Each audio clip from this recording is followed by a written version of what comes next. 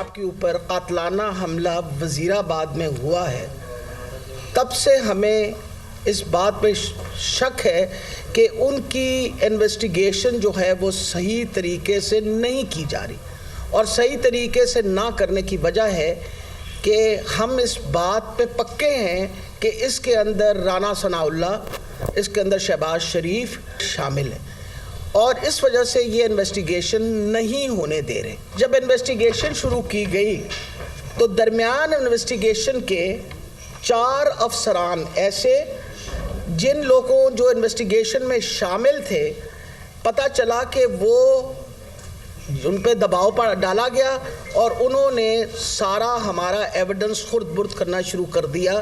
عمران خان پر حملے کی درست تفتیش نہ ہونے میں رانا ثناءاللہ ملوث ہیں۔ یاسمین راشد کی میڈیا سے گفتگو۔